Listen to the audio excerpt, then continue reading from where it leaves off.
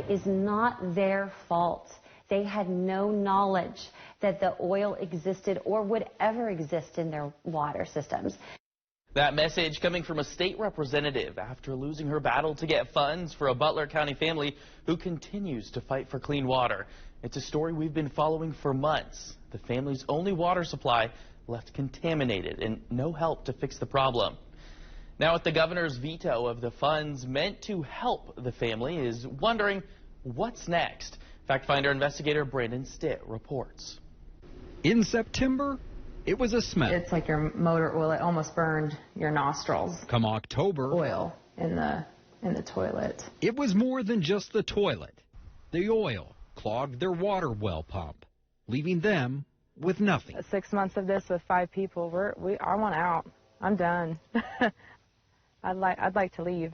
A neighboring property owner, Dan Prohaska, has the same issue. Testing showed the oil was from historical drilling, so according to the state, no company could be held responsible. The only solution, rural water. But with a $3.5 million price tag, it was out of reach. State Representative Christy Williams, who represents the area southwest of Augusta, had another idea. Originally, I added a proviso into our budget bill that would allow for abandoned well money that's used for mitigation or capping of wells to be used for the demolition of these 2 properties. But the governor didn't agree with how the money was going to be used. Ultimately, the governor vetoed it, which was devastating to the families that were counting on this. Representative Williams tried with an omnibus bill to cover the cost, but the state Senate wouldn't hear it. That means that right now it's at the end of the line for at least this legislative session. It was a hard blow. It was hard to hear that day that it got vetoed when we had a plan and we were hoping for something to happen. The now vetoed plan wasn't perfect for this family of 5, but it would have worked. I'd like them to come out and live with us for a week, always conserving water. Living with 5 people in 1 bathroom and only utilizing half of your home. There is no current productive plan for what's going to happen now. But Representative Williams isn't giving up. We have got to take care of little very specific instances such as the Prohaskas and the crops, and I want to do this, and I am not done. For Jenna and her family, the game of waiting and hoping for whatever comes next continues. Going through this for 6 months, I'm definitely learning what hope is. In her veto message, Governor Kelly says the use of the money was, quote, squarely outside the statutory scope of the program. She goes on to say the policy was well intended, but it needs to be carefully debated to avoid unintended financial or legal obligations for the state. Representative Williams says she is still looking at other ways to find funding.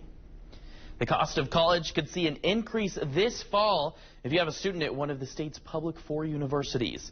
The 6 universities presented their proposed tuition increases this week for this upcoming school year.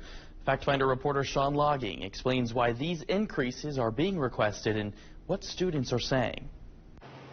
College campus is in the lull that follows finals and graduation.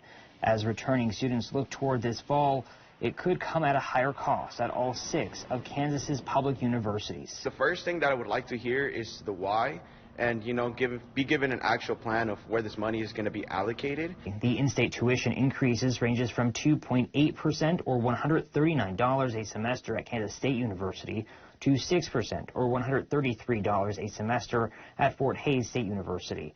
Wichita State is looking at a 3.9% increase. That is $141 per semester.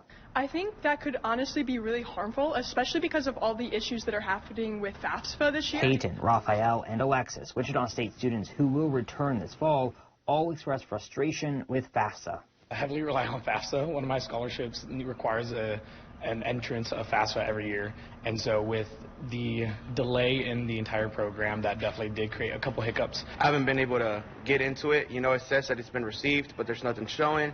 and there's not, the offer given to me yet of how much I'm going to get. On tuition increases, university leadership telling KBOR the new FAFSA rollout has created uncertainty with delaying the application process, and that could potentially lead to a drop in enrollment. It's really easy for some of these families if they're not getting the answers that they need, is just to make a decision. Well, let's just wait a year. That is far from the only reason for these increases, citing inflation, recruitment and retention of staff, and increasing student financial aid. The budget passed by the state legislature also didn't include the full request of universities. In addition to tuition, some universities are also proposing increases to student fees. KBOR took no action on the tuition increases, but it will be reviewed again next month. If the NTSB does not have people at these crashes that have fatalities, something is broken. Every plane crash in America is investigated by one federal agency, but they don't always show up to the scene. Why critics say this needs to change. Next on Factfinder Investigates.